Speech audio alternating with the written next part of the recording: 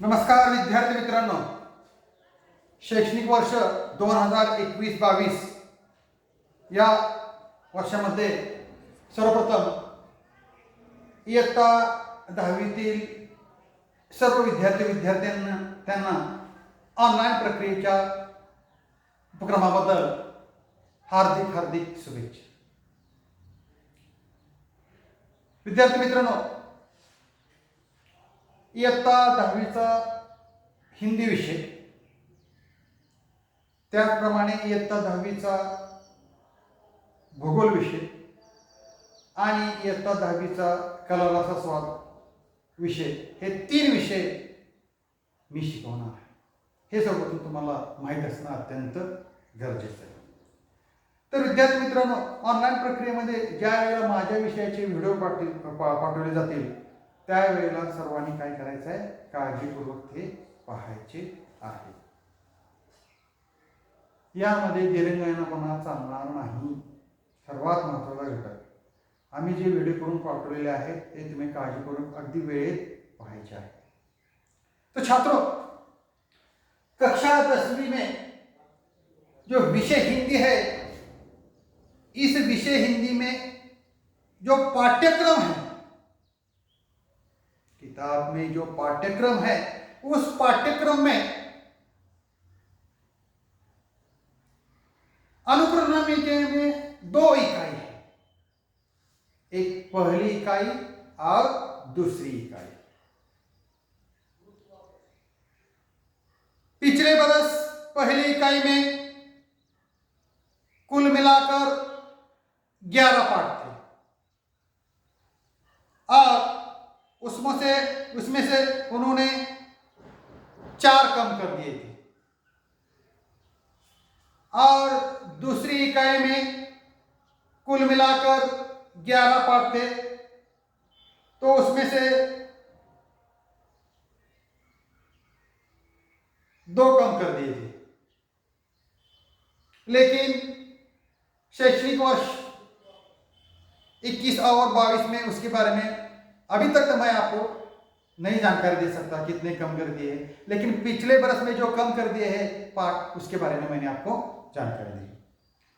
तो अनुक्रमण में पहले इकाई में 11 पाठ में से पाठ का नाम क्या है और उसका विधा का प्रकार कौन है, रचनाकार कौन है, इसके बारे में जानकारी दिया था। उसके साथ साथ दूसरी इकाई में जो पाठ का नाम क्या है, विधा का प्रकार क्या है और रचनाकार का प्रकार क्या है, उसके बारे में मैं आपको जानकारी देता हूँ।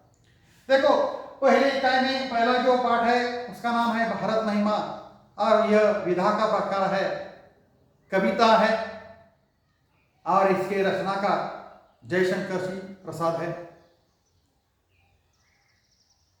तीसरा जो पाठ है वारे हमदर्द, विधा का प्रकार हास्य व्यंग निबंध है और रचनाकार घनश्याम अग्रवाल है। चौथी यह कविता है पूरक पठन में, उसका नाम है मन, और यह विधा का प्रकार एक हाइकू है, और रचनाकार विकास परिहार है। छठा पाठ है गिरिधर नागर, यह कविता है, पद है विधा का प्रकार, और रचनाकार मीराबाई है।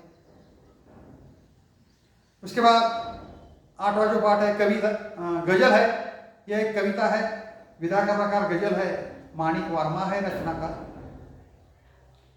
उसके बाद 9वां है रीढ़ की हड्डी, एकांकिका है, रचनाकार जगदीश चंद्र माथुर जी है। 10वां जो है ठेस, यह पूरक पठन है, यह एक आंचलिक कहानी है, विधा का प्रकार, और रचनाकार है फणीश्वर नाथ रेणु जी है। उसके बाद दूसरी जो इकाई है, पहली कविता है, उसका नाम है बरस ही जलद, विधा का प्रकार महाकाव्य अंश है, और रचनाकार गोस्वामी तुलसीदास जी है। दूसरा पाठ है 2 लघु कथाएं, ये पूरक पठन है, ये विधा का प्रकार लघु कथाएं है, और नरेंद्र छाबड़ा इसके रचनाकार है। चौथा जो है छापा, यह कविता है, हास्य व्यंग्यात्मक यह कविता है, ओम प्रकाश आदित्य रचनाकार है। ईमानदारी की प्रतिमूर्ति संस्मरण है, सुनील शास्त्री जी रचनाकार है। हम इस धरती की संतति है, पूरक पठन है, कव्वाली है ये कविता, विधा का प्रकार। उमाकांत मालवीय रचनाकार है। महिला आश्रम यह पत्र है, विधा का प्रकार। और रचनाकार काका कालेकर जी है। उसके बाद जब तक जिंदा रहूं लिखता रहूं, यह साक्षात्कार है। विधा का प्रकार क्या है? साक्षात्कार है। विश्वनाथ प्रसाद तिवारी जी रचनाकार है।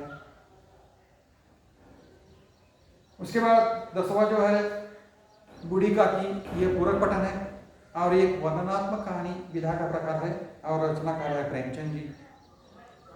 और अंत में 11वां पाठ है समता की ओर, एक कविता है और विधा का प्रकार नई कविता और रचनाकार मुकुटधर पांडे। देखिए छात्रों, आज मैंने आपको यहाँ पहली इकाई और दूसरी इकाई में जो पाठ है उसके साथ साथ उसका विधा का प्रकार कौन सा है और रचनाकार कौन है, इसके बारे में मैंने आपको जानकारी दी। तो छात्रों ध्यान दीजिए, आज मैं आपको कक्षा 10वीं विषय हिंदी में पहली इकाई में पहली जो कविता है, यह विधा का प्रकार कविता है, उसका नाम है भारत महिमा और रचनाकार भी है जयशंकर प्रसाद।